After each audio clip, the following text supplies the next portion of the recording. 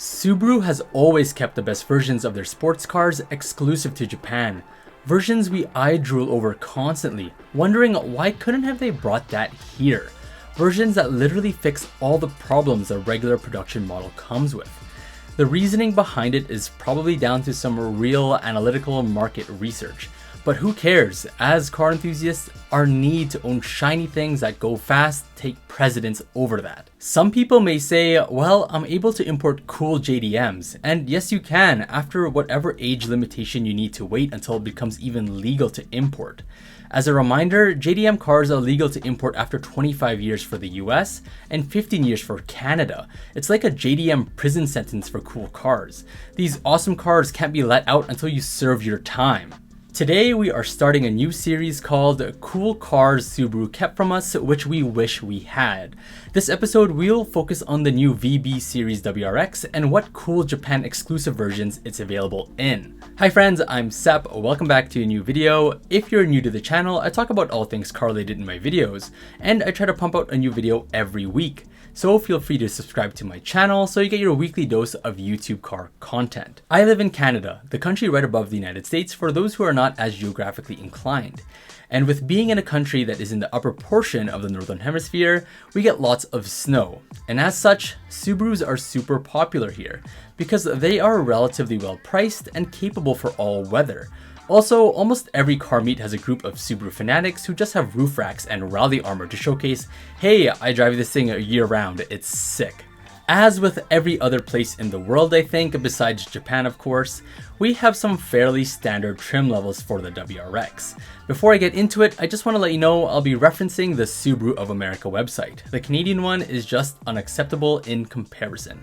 So these trims may be named differently and come with slightly different knickknacks in different parts of the world, but overall should be fairly similar. So starting off with the base, premium, and limited, these three trims are pretty much identical mechanically, with various aesthetic and interior features as you get higher in price.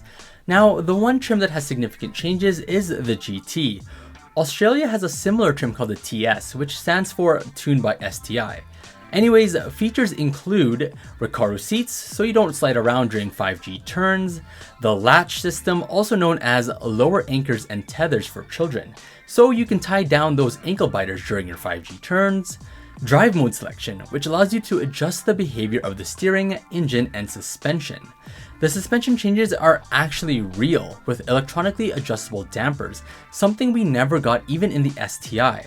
And one last notable feature that kind of rains on the parade is the Subaru Performance Transmission, or SPT in short. This is Subaru's new CVT transmission, which apparently is decent at faking shifts, but it's still a CVT. If it was a dual clutch or something that made the car even faster, sure, I'd love that.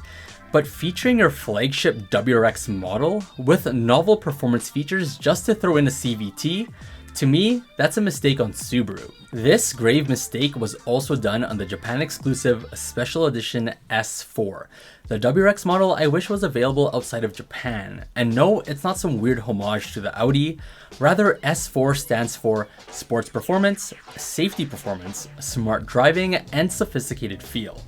I'm sorry, but I was hoping it stood for something a little more exciting and cool. Safety performance, smart driving, sophisticated feel, very underwhelming in my opinion. These things don't really make the S4 Edition WRX stand out as the rally car for the streets it's intended to be.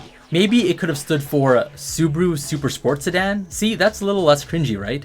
Okay, going back to the S4.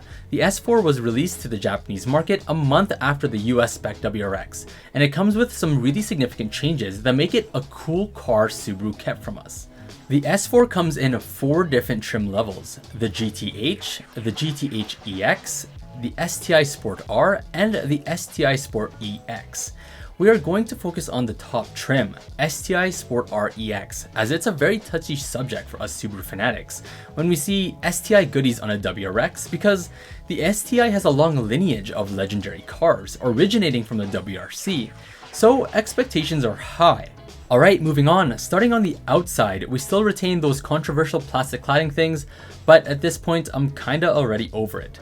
The only really notable difference compared to the regular WRX is the STI badge, proudly placed on the front grille and on the rear trunk, just like how the STI used to be. Maybe they had a bunch of extra badges they needed to use after they killed off the STI.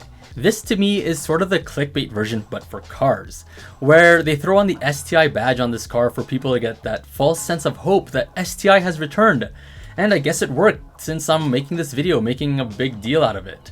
Anywho, let's move on to the interior. Starting off with the seats, these seats are identical to the GT Recaros I mentioned earlier, but they come in this two-tone ultra suede and burgundy leather combination, which gives it a more upscale look and really livens up the interior in my opinion.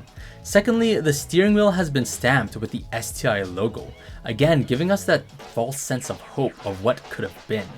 The last and notable interior difference is the gauge cluster. It's completely digital, which finally brings the WRX up to par with companies like Honda, Hyundai, and Volkswagen, who have had the digital clusters available in most of their performance cars. There are 3 different screen modes. The first one is the normal screen, showing the tachometer and speedo on opposite sides with a digital readout for the speed right in the middle. Then there is the eyesight screen, which shows the speed, audio source, and the eyesight sensor.